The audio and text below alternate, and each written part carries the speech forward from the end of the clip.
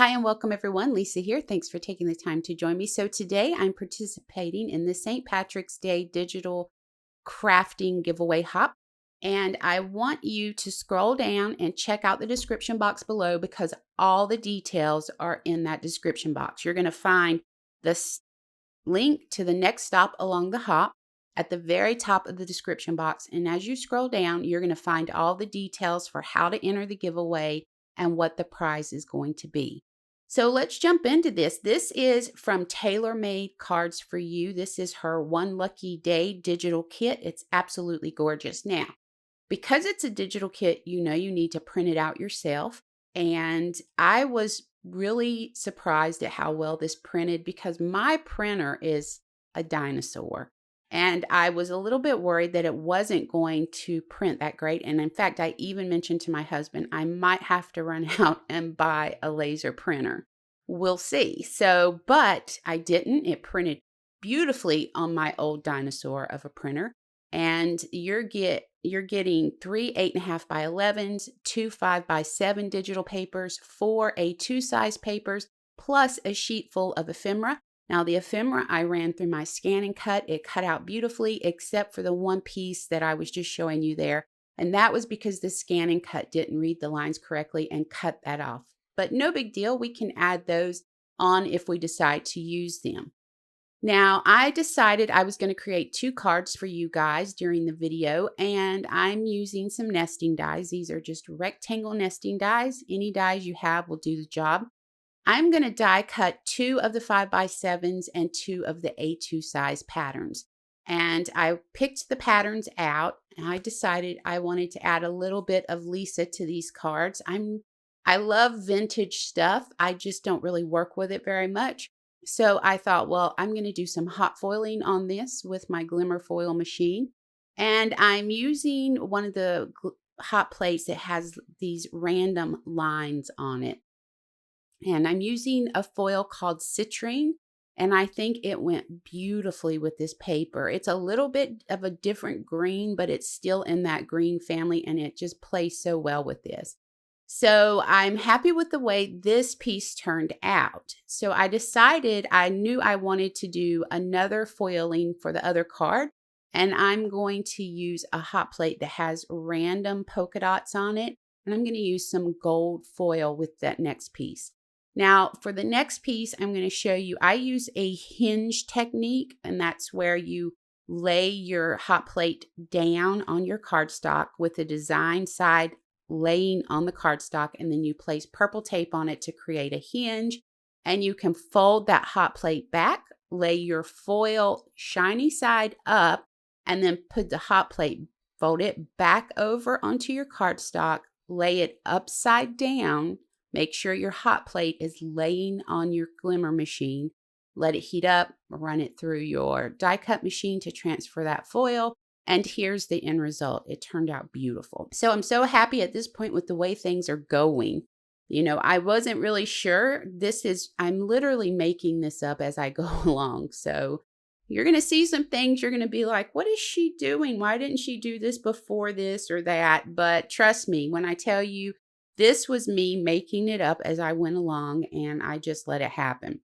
So I went ahead, I added one of the pieces of pattern paper to my card base with some liquid adhesive, and I'm going to add some foam square adhesives to the back of this striped digital paper that I hot foiled the green onto. And then we'll go ahead and add our ephemera. Now, if you look directly to the left, you'll see like a little diner receipt and then a round piece of ephemera. It has a little boy and girl with the green shamrocks on it. I just popped those up with some foam square adhesives right in the center of my panel. We're going to come back to that card, but right now we're going to go ahead and start to put the second card together. What I did was liquid adhesive to that digital paper that we foiled with the gold and put that on an A2 card base. I'm adding some foam square adhesives to the back of my die cut piece of paper. Now this piece, it reminds me of almost like a basket weave. It's what it looks like to me. It's really pretty. There's a lot of detail in it.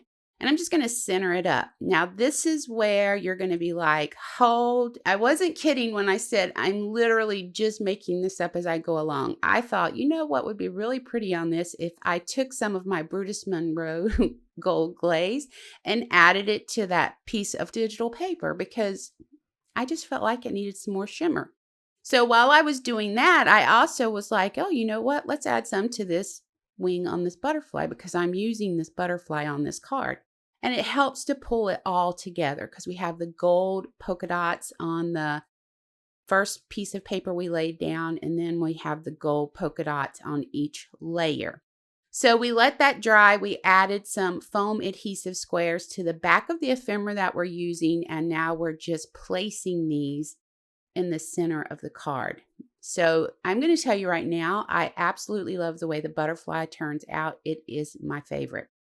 So we're coming back to the first card because now we're going on to the stamping phase. And that's kind of how I work. I do like all of one thing at one time, and then I'll try to get all of the stamping done at one time. I stamped the sentiment Irish Kisses onto the one with the little couple, but it didn't stamp all the way. I was not planning on adding sentiments to this way, but it just happened. And so I got lucky and lined that stamp back up and finished stamping that Irish Kisses, and it turned out great. I decided for this card here, I have some foam stickers that have gold and they're numbers and letters. So I thought, well, St. Patty's Day is on the 17th. So let's put 17 in the middle of this butterfly. And I'm coming in, sorry, it's off screen, but you can see it here. I'm coming in and I'm stamping some shamrocks randomly around the edges of my cards. I'm just using my VersaFine Claire Shady Lane ink. Now, whenever I'm doing random stamping or any kind of stamping, really, where I'm just using acrylic block, I always try to use these VersaFine Claire inks because I know I'm going to get a perfect stamped impression every time, unless it's my fault and I either don't stamp all the way or something like that. But other than that, I always get a great stamped impression with those inks. I did come in and add a sentiment to that butterfly card, St. Patrick's Day. I stamped that out and added that right across the top. I absolutely love the way these turned out. It was so fun working with this digital kit because it was something so different for me. You're going to want to scroll down and be sure you read all the details on how to enter at each stop. Plus, remember, the link for the next stop in the hop is at the very top of my description box. You're going to want to click that to head on to the next video. I hope you enjoyed this video. I also have tailor-made cards for you. Shop linked in the description box below for you. You need to hop over there and check it out. She has some really cool things in her shop. Until next time, take care and keep crafting.